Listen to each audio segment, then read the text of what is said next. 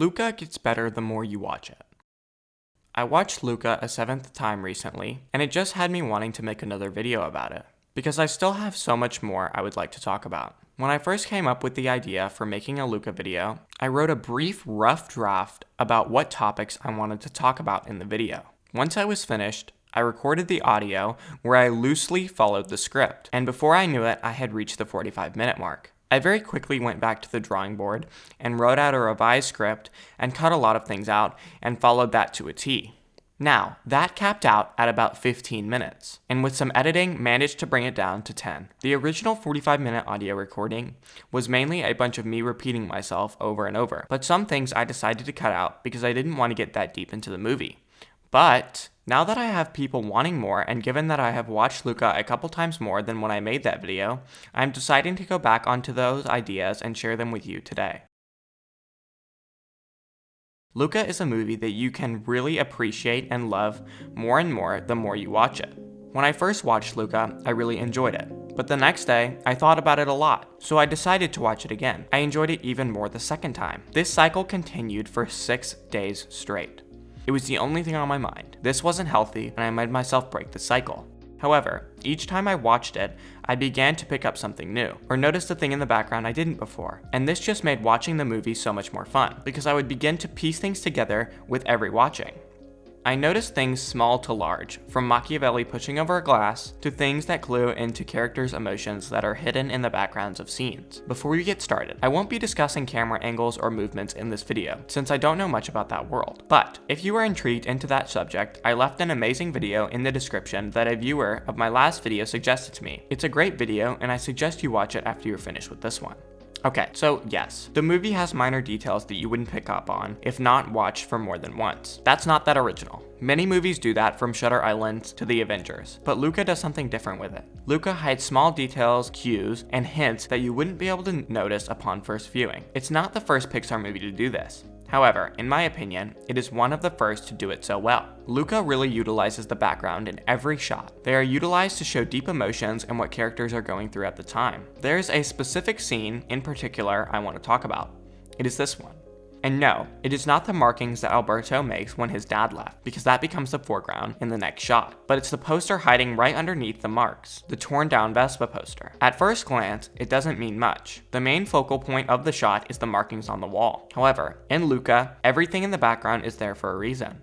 And this one scrap of torn down piece of paper speaks 1,000 words. When Alberto first hung up this poster, he was using it as a shield to cover up the memories of his father's abandonment. He was trying to cover up the things he would like to forget. Then Luca comes along and gives this poster a deeper meaning to Alberto. This causes the shield to grow even stronger, and even further shields Alberto from what is behind the poster. But when Luca betrays Alberto, Alberto rips the poster down in anger. Him ripping down what was once shielding him from the memories of his dad leaving him shows how hurt he really is. Alberto would rather look at the reminder of his dad's abandonment than look at the Vespa poster that him and Luca once shared a passion for. This minute detail will forever go unnoticed among first-time viewers. And it's these small things that animators and writers consciously put into the film that just make it remarkable. It saddens me because the majority of its viewer base won't take time to watch it more than once to really see the beauty in every scene. It took me 7 full watchings to really understand and piece together the beauty of that single shot.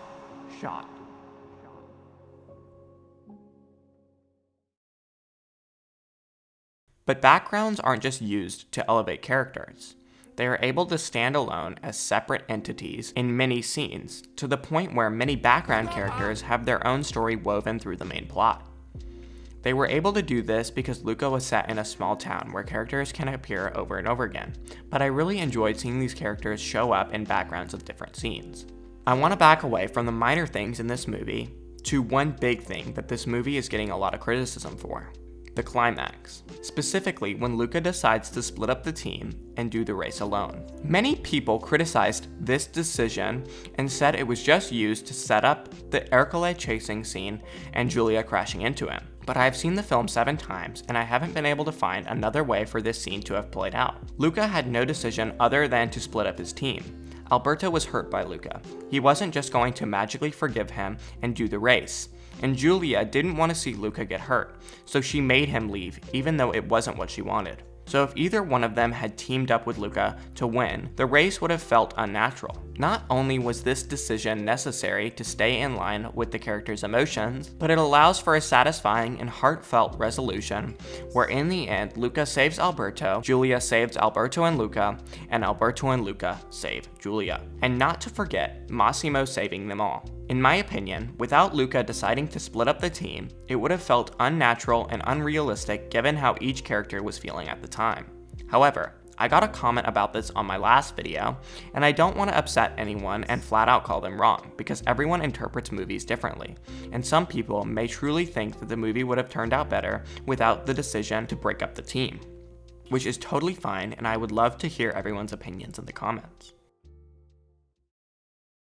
Overall, this movie uses everything they have to make sure the viewer can fully understand what a character is feeling, how they want you to feel, what they want you to take away from the scenes that you are watching at the time. They use tones, music, lighting, backgrounds, and body language all to invoke a certain feeling. It is unlike any other animated film in doing so.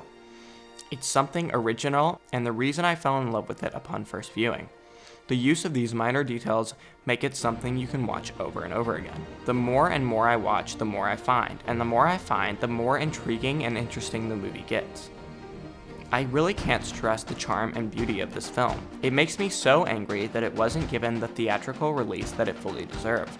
The brilliance of this movie is unlike any other and is the reason I began making these videos. People weren't seeing it the way I was, so I made something hoping to find those individuals, and I'm happy to say that I succeeded in my goal.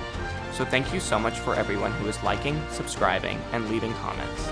It means a lot, but more importantly, thank you all so much for watching. I wanted this video to be much more in depth than the last one, so I hope you enjoyed. Thank you all so much for watching. Leave a like if you liked it, and comment opinions and criticism. I love hearing everyone's thoughts. Thank you so much, and good night. P.S. I have been keeping up with the director's Twitter feed, and I think a Luca short film to follow the movie is in the works. If this is true, I will most likely be doing a video on it, so keep watch for that if you are interested. Thanks, and good night. Again.